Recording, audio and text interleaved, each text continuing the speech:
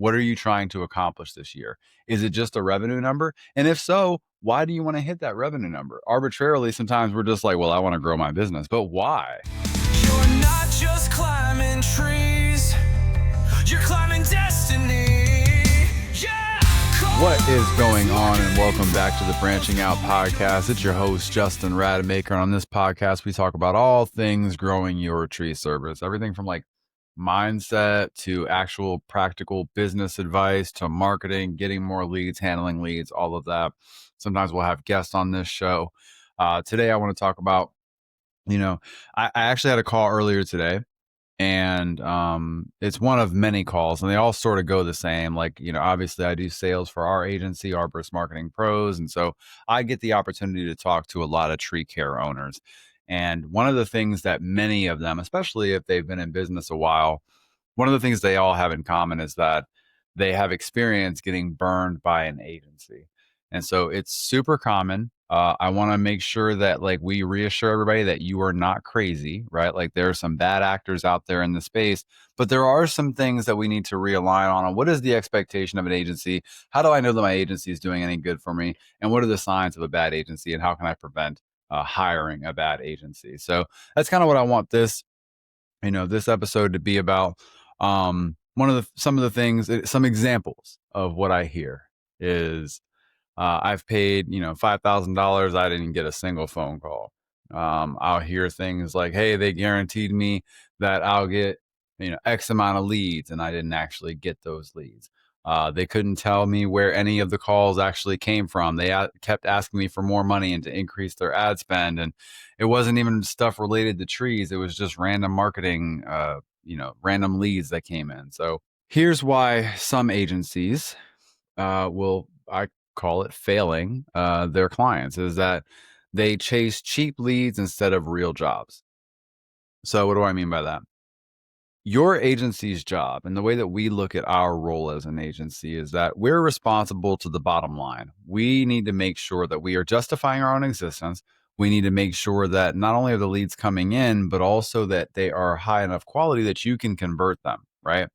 And so it's very common in this space that marketing agencies will like hang their hat on how many leads they made, right? And so they'll call you up and they'll be super proud and they'll say, hey, we generated you 57 leads this month. But you know that most of them came in through some, Facebook ad that didn't really have a good closing ratio. Some of them were from outside of your area. Some of them were just spam fills, and like maybe you got one or two real jobs out of it. So a lot of agencies will rely on vanity metrics. What we do, and that's just sort of the nature of the beast. Like I don't have the magic bullet, right? Like I can tell you that what our agency does is we like to focus on the conversations with our clients, right? So we want to make sure that A, the leads that we're sending over are good quality and you're converting them. But then B, we want to make sure that we're aligned on what the business's goals are. Right? Because like too often it's just like, yeah, I got leads for a client. I did my job. But do we know like what is the next step? Like what is the 2026 plan for this client, for your company? What are you trying to accomplish this year? Is it just a revenue number? And if so, why do you want to hit that revenue number? Arbitrarily, sometimes we're just like, well, I want to grow my business. But why? Like, why do you want to grow your business? Right?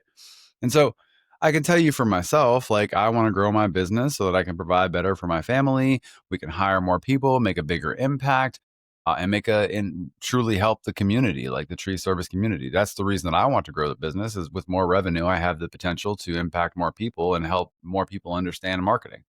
And so if your agency isn't aligned with your business's goals and they don't have any tracking in place, they have bad reporting or they don't have any reporting, that's going to be a red flag for me. And so how do you prevent hiring an agency like that? Well, it's difficult. And this is where I'm empathetic, right? Like this is where I think a lot of business owners, not just tree service business owners, but business owners in general sort of get hung up, is that it's embarrassing, right? Like nobody wants to get got, like I hired this person or this team because I appreciated their content. I got sold and they didn't hold their end of the bargain up. And that can be like embarrassing, right? And then it makes me fearful to like hire another agency because like, well, they're obviously all like this. And so I'm empathetic to that. Like I realize that the stuff that we're talking about in agency world is super complicated. Like it would be the equivalent of me walking onto a job site. I would have no clue, right? Like I'd have, you could tell me that you're going to rig this to that and I wouldn't know if that's the right thing to do or not.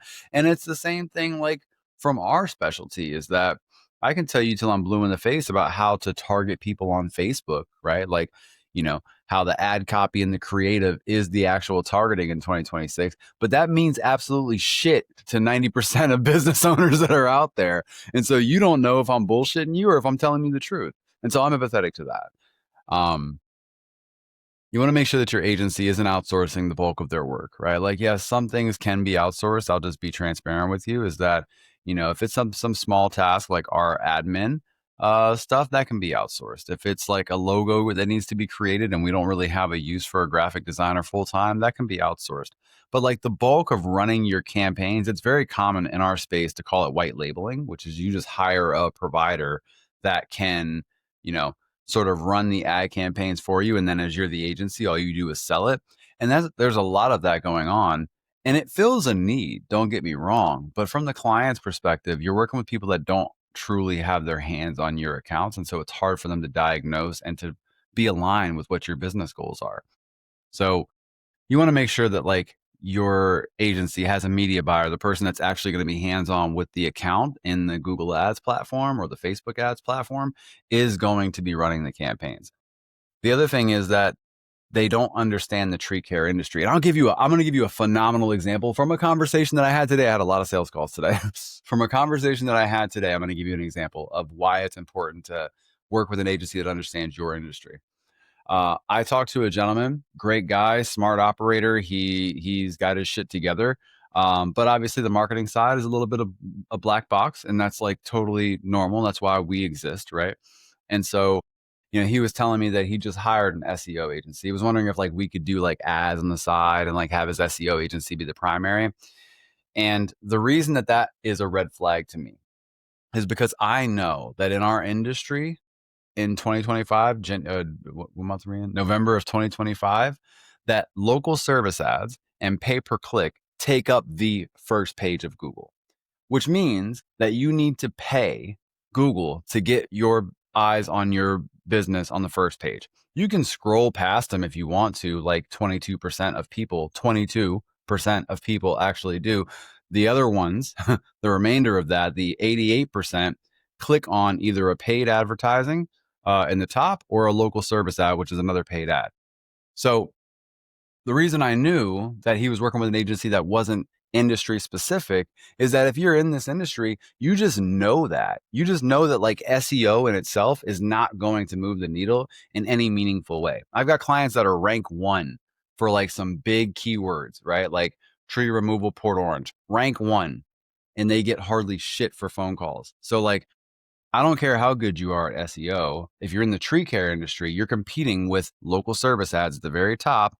And then right below that, you've got sponsored results, which is pay per click. So if you're not running those two campaigns, you're not going to get any phone calls coming in from Google.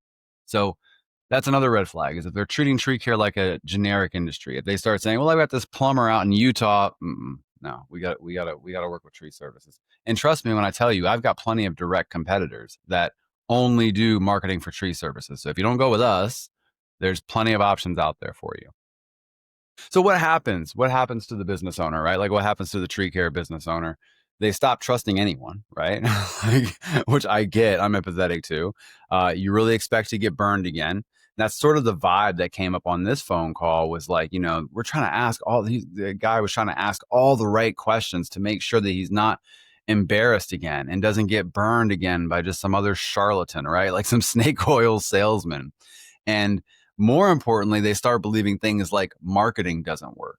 And that is, from my perspective, that's terrible because like at the end of the day, marketing is, we'll put it this way. Sales is what you do when you don't know how to market. Full stop. Now we all have to, I'm a sales guy. I love selling, right? But at the end of the day, marketing is just having sales conversations at scale. And so, if you've been burned by an agency in the past, I'm here to tell you that marketing still works, right?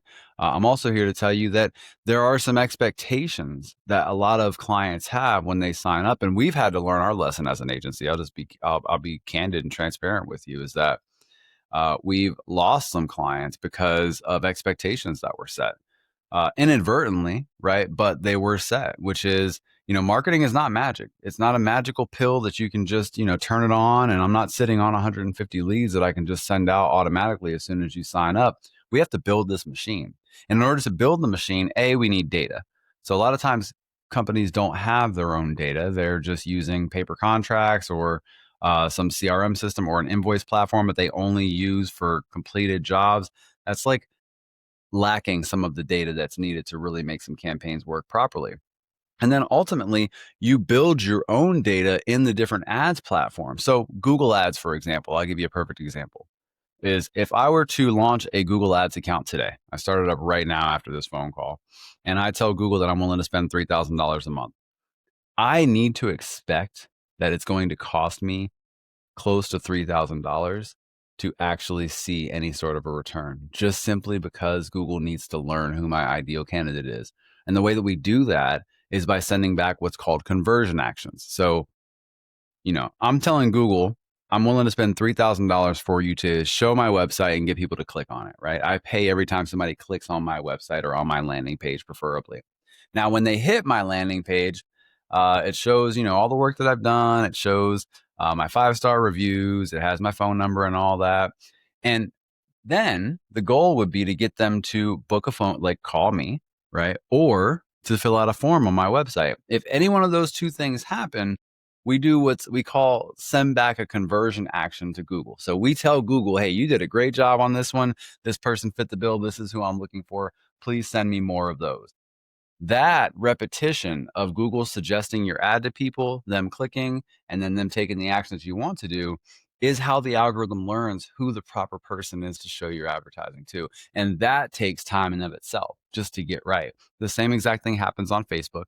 All of the different advertising platforms, most of them have a conversion pixel or some action that you can send back that will indicate that this was a good person that you want to talk to more of them, that you want to talk to more. And so if you're in that situation, you might be hesitant to invest, which is totally understandable. One second. All right. So the next logical question is, well, what questions should I ask to prevent getting burned again? Right. And what I would say is, instead of asking like to see how many leads came in, ask to see the tracking. Like I would want to understand, how is the agency actually gauging success? Do you handle call recording? Do you even record the phone calls? Who is actually doing the work, right? Like, who's going to be touching my account? That's a fair question to ask. It's not like, if somebody were to ask me that, I would let them know that we have a rock star media buyer. She oversees, a team of media buyers, and she's the one that handles all the strategy for all of our accounts. That's a very fair question to ask. Ask how the agency measures success. What do you consider to be successful? And if you have a few of these conversations, you'll start to pick up on some things. You'll start to pick up that, well, this guy kind of just brushed off the question, but this guy gave me some like actionable, like, these are the things that we're going to internally know that we're doing a good job. Be very clear about the timeline, right? Like, ask them what's going to happen in the first month. A lot of times the question that I get from potential clients is, how soon am I going to receive a return? And I don't think that that's the right question to ask. I think the proper question is, what does the first month's timeline look like? Because for us, the first month, there's a lot of building that has to take place. If your website isn't great, we have to build you a whole brand new website. That takes a few weeks in and of itself. We have to set up all the conversion tracking. We have to create the ad accounts and set up the ads themselves. Like, all that takes a little bit of time.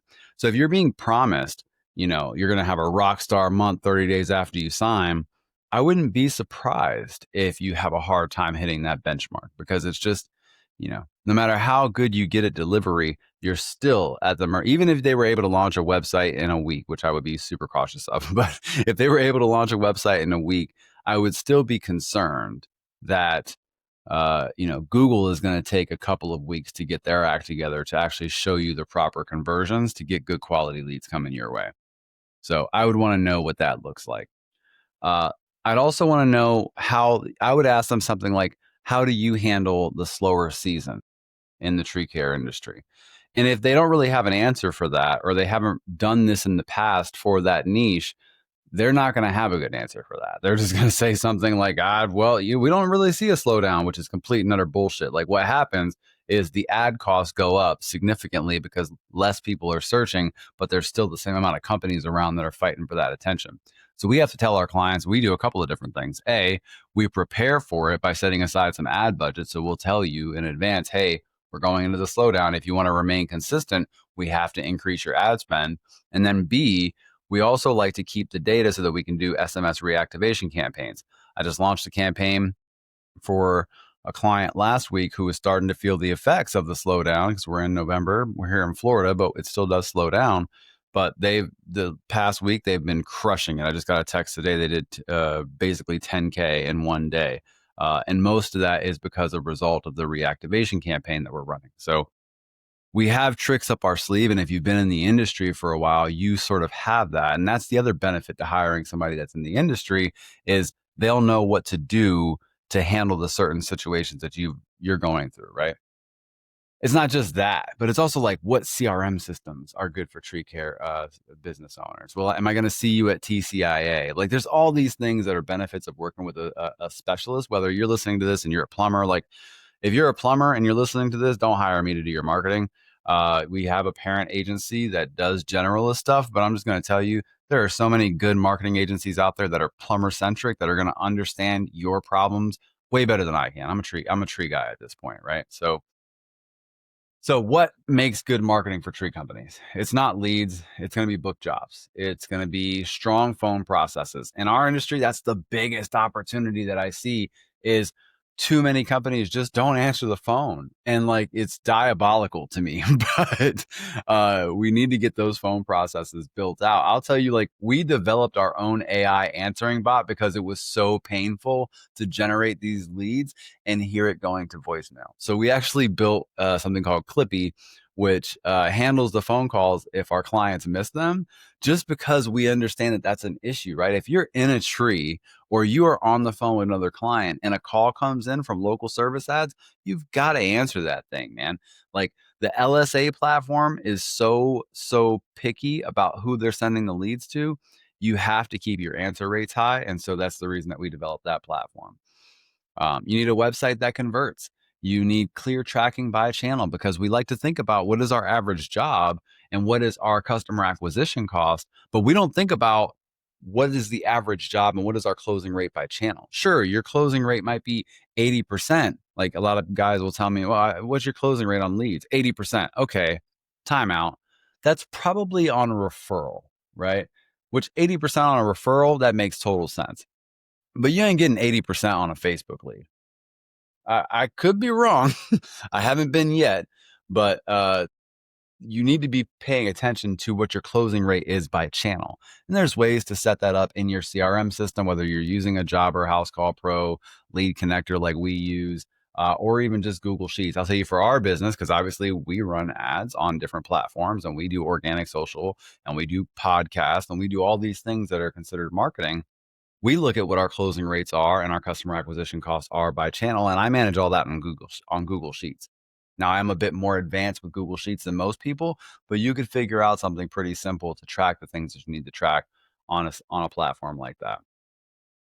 So some of the things that we've learned and that we do, so just so you know, these things exist, right? Is we developed Branch Score AI, which what that does is it listens to every single phone call. You know, back in the day, my paid ads people would listen to the phone calls to see if they were doing a good job at generating traffic. And we decided that probably a better way to do that would be to leverage AI to listen to all the phone calls. We transcribe them, AI reviews them, and it scores them 1 to 5. We also are looking for things like, are they out of the service area? Are they asking for a service that the company doesn't provide? Are they looking for employment? And we feed that data back to the paid ads team. And if one of our clients flags a lead as bad and they say, hey, this one was out of my area, because you can manually do it too, my entire customer success team gets a notification.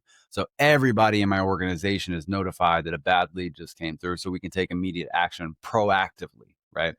And so this is one of the differences between like I'm a little biased, but this is a difference between a good proactive marketing agency and a reactive person that's just running your ad campaigns, is that they are also paying attention to the quality of the leads before you ever have to say anything. And that is what I want in a partner, is somebody that's paying attention, that can take it and own it. That's most of what you're hiring an agency for, is you want somebody that's going to own the process, right? So you want to make sure that they're focused on revenue, not just reach. You don't want to hear about terms like CPM, which stands for cost per million or something like that. And all that is how many people saw your ad. Well, I don't really care how many people saw it. I care about how much money it made me in revenue, right? So you're also going to want them to understand how tree jobs make money, because I know that if we get a land clearing lead, that's much, much better than a trim for a single palm. And so those two leads are not created equal, right? So we need to understand that, because when we go into the Google Ads backend and we're bidding on keywords and setting manual bids up, we need to know that land clearing jobs are worth way more than trimming jobs, typically, right? And so those are things that help if you are in the industry to understand. So it's all about strategy and the execution, not just giving Google your credit card and saying run my ads, right? There's a lot of strategy that goes in. So with that, I just wanted to have some fun tonight. I've got my Chick-fil-A salad. If you haven't had the Southwest salad from Chick-fil-A, highly recommend.